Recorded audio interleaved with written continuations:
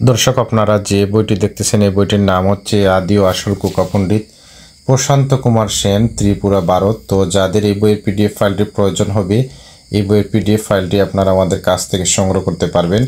আমরা ইমো এবং হোয়াটসঅ্যাপের মাধ্যমে এই বইয়ের পিডিএফ ফাইলটি পাঠিয়ে থাকি।